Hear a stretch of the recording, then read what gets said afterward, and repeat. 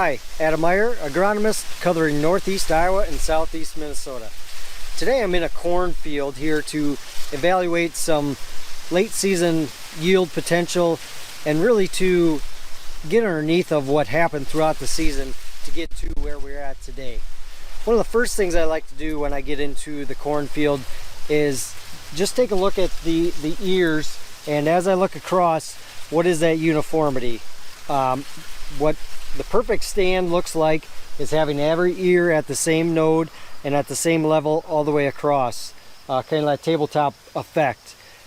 What we may see this year in some cases is a little bit of what I like to call a bounce in that ear placement as well as ear size. If you think back to the start of the growing season, we did have a drier start in many cases for a lot of growers, and we also had a really cool start for that early season portion of the growing season. With that combination, we know that we need moisture and temperature to initiate that seed germination, and without the correct amount of one or the other, there can be some variability in how quickly that seed emerges, especially when we're talking from seed to seed. If that seed was placed a little bit deeper or a little shallower, or had a little bit looser soil next to it versus the one next to it, that's where we saw this variance in emergence, and continues all the way through the season until now.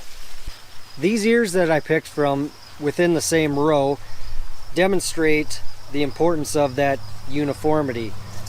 This ear that I have here is showing what a good ear looks like, one of those first ones that emerged, and as we had that V5 time frame for developing the rows around, we had favorable weather to maximize yield with that, as well as keeping decent tip structure given some heat during pollination in this current location. On the other end of the spectrum, you can see a plant that emerged much later than the bigger ear, and with this one you can see it is a couple of rows around less, therefore had more competition during the growing season, and that competition led to more stress later in the season without getting as much water uptake, photosynthesis, etc.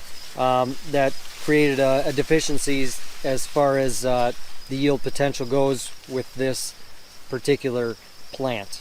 We also want to evaluate what's going on in our field and understand why there may be some irregular ears or a larger tip left than we were expecting when we went out into that field.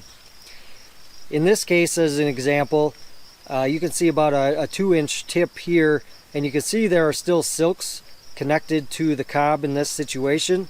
Therefore, pollination was poor on this tip, and that could have been caused by multiple forces going on out in our fields. One of those being silk clipping. We've had a lot of corn rootworm beetles and Japanese beetles that have been doing some feeding this year, and with that there may have been some silk clipping if the populations were high enough that didn't allow the silks to emerge and take the pollen that it needed to pollinate those tip kernels. On the other end of the spectrum, we have another irregularly formed ear here, which actually had full pollination all the way to the tip, and we have actually had some stresses that have caused kernel abortion, as well as what's called zippering in this case, to get to a smaller ear than anticipated. Some of the stresses that can cause an ear like this would be water shortage, that drought type of situation, fertility issues, or the combination of those two with a lack of water to bring up nutrients. This year we did have some heat during or right after pollination, and different genetic backgrounds will act differently with that heat tolerance. Some products are based off of more southern genetics or eastern genetics versus northern genetics, and with that brings different tolerances to either cool or hot situations. So you may see some variance by hybrid with that type of a situation. The other phenomenon we had going on this year was some wildfire smoke that came into many areas, and created a filtered light situation that did not allow full synthetic activity of our nice corn plants that we had out there. So that could lead to less sugar production than normal as well.